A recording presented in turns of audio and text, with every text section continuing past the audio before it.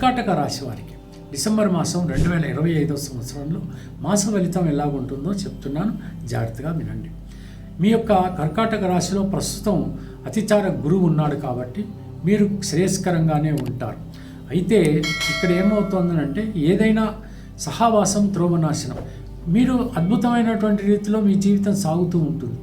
అనవసరమైనటువంటి వ్యక్తులు మిమ్మల్ని చేరి మిమ్మల్ని దెబ్బతీసేటువంటి అవకాశాలు ఉంటాయి. కొంచెం జాగ్రత్తగా ఉండడానికి ప్రయత్నించండి. లీగల్ కాంప్లికేషన్స్ రాకుండా మాత్రం మీరు చూసుకోవాల్సి వస్తుంది.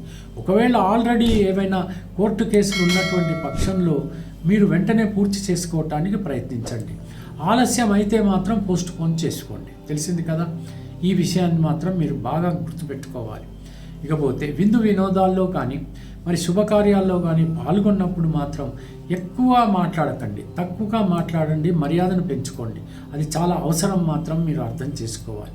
మరి గృహ వాతావరణం కనుక తీసుకున్నట్టయితే ఉపశమనం కలిగి పెద్దలు ఏదైతే దీర్ఘకాలిక రోగులు ఉంటారో వాళ్ళకి ఖచ్చితంగా ఉపశమనం కలుగుతుంది.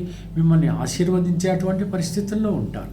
పిల్లలు కూడా మిమ్మల్ని విసిగించకుండా వాళ్ళ చదువులు వాళ్ళు చదువుకుంటారు. భార్యాభర్తల మధ్యన అంటే దంపతుల మధ్యన ప్రేమ, అనురాగం, ఆప్యాయత ఇనుమడించి తప్పకుండా గృహమంతా కూడా ప్రశాంతంగా ఉంటుంది అనేటువంటి విషయం మీరు అర్థం చేసుకోవాలి. ఇకపోతే దూర ప్రయాణాలు చేయవలసి వచ్చినప్పుడు అది శుభకార్యక్రమాల నిమిత్తం అంటే ఏదైనా తీర్థయాత్రల నిమిత్తము, విహారయాత్రల కోసము, విద్య కోసము, లేకపోతే ఉద్యోగం కోసము, లేకపోతే వ్యాపారం కోసము, ఏదైతేనేమి మరి ప్రయాణమే కాబట్టి ఖచ్చితంగా మీరు చాలా జాగ్రత్తలు తీసుకొని ప్రయాణాలు చేయాలి. ఇచ్చేతంటే ఏమైనా చిన్న చిన్న గాయాలు తగిలేటువంటి అవకాశాలు ఉన్నాయి. ఆ రకంగా మీరు నడుచుకుంటే ఏ సమస్య లేదు. ఇకపోతే చలనచిత్ర రంగం అద్భుతంగా ఉంటుంది. లేఖకులకి కానీ, మీడియా రంగం వాళ్ళకి కానీ, పబ్లిషర్స్ కానీ ఈ మాసం అంతా చాలా అద్భుతంగా ఉంటుందని మాత్రం తెలుసుకోవాలి. ప్రొఫెషన్ రంగంలో ఉన్నటువంటి వాళ్ళ విషయానికి వస్తే మాత్రం వాళ్ళు బాగా మళ్ళీ సంపాదించుకోవటం, ఆ తర్వాత పేరు ప్రతిష్టలు పొందటం ఇవన్నీ కూడా జరుగుతాయి. కానీ మీ సబార్డినేట్స్ ఎవరైతే ఉన్నారో వాళ్ళు మీ మంచి కోరుతున్నారని మీరు అనుకోకండి.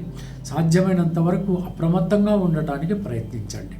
ఇక స్పెక్యులేషన్స్ కానీ, గ్యాంబ్లింగ్ కానీ ఇలాంటి మాత్రం ఎట్టి పరిస్థితుల్లో మీకు పనికిరాదనే విషయం మీరు అర్థం చేసుకోవాలి. మీరు కనుక దత్తాత్రేయ స్వామిని కానీ దక్షిణామూర్తిని కానీ అష్టోత్తరంతో పూజించినట్టయితే డిసెంబర్ మాసం అంతా అద్భుతంగా గడిచిపోతుందని మాత్రం మీరు తెలుసుకోవాలి.